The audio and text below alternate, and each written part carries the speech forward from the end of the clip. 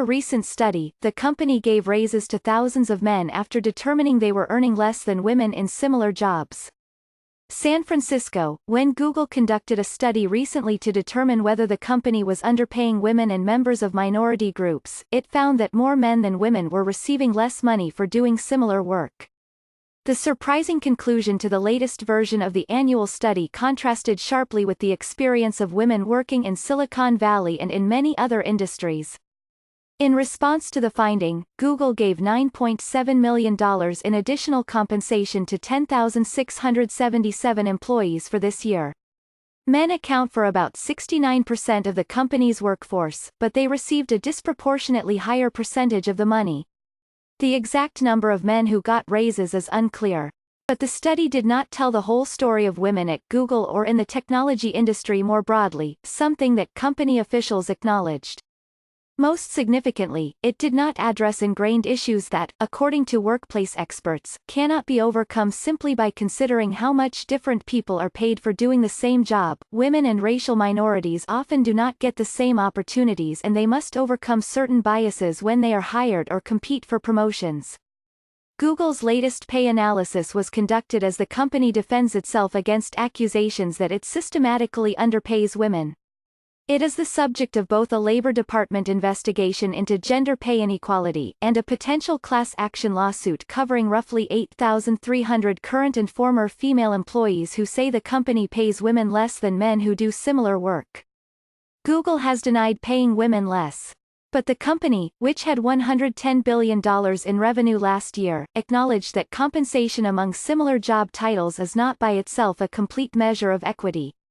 The company said it also needed to weigh factors like whether newly hired employees are assigned to appropriate pay levels, a practice known as leveling. "We know that's only part of the story," Lauren Barbado, Google's lead analyst for pay equity, People Analytics, wrote in a blog post set to be made public on Monday. Because leveling, performance ratings, and promotion impact pay, this year, we are undertaking a comprehensive review of these processes to make sure the outcomes are fair and equitable for all employees. Google said it was not possible for its pay study to compare how racial minorities fared proportionately in terms of wage adjustments because it was global and the United States is the only place where the company tracks workers' racial backgrounds. When Google managers initially considered what employees would be paid this year, they decided that more women than men should have their pay adjusted upward to account for factors like how they were compensated relative to their peers, the company said. The money in question came from a discretionary pool earmarked for such purposes. One effect of the adjustments was to create a pronounced imbalance in compensation among lower-level software engineers, one of Google's largest job groups, with a large number of men identified as being underpaid compared with their female peers. To offset that, further adjustments were made. Google said it saw no pattern in the reasons women were receiving more discretionary pay. The study covered 91% of Google's employees and compared their compensation, salaries, bonuses and company stock, within specific job types, job levels, performance and location.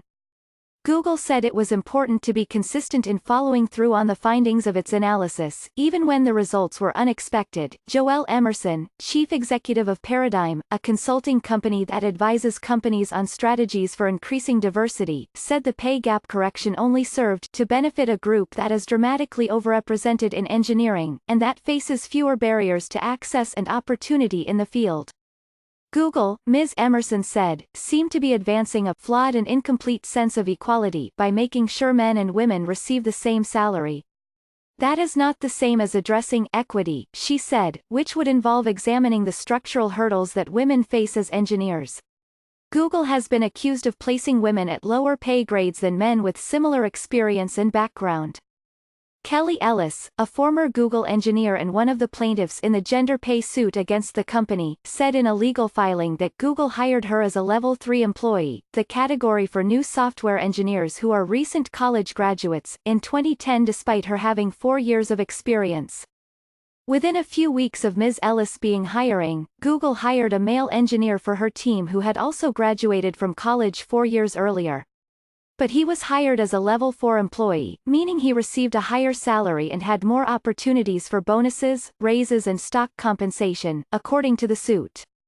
Other men on Ms. Ellis's team whose qualifications were equal to or less than hers were also brought in at level 4, the suit says. Google said it was starting to analyze how it determines which level employees are assigned to when they are hired. Gender equality is a touchy subject at Google.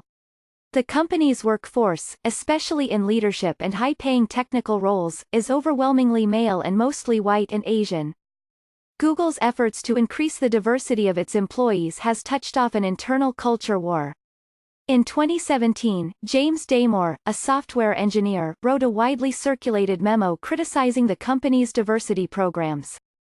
Mr. Damore argued that biological differences and not a lack of opportunity explain the shortage of women in upper-tier positions.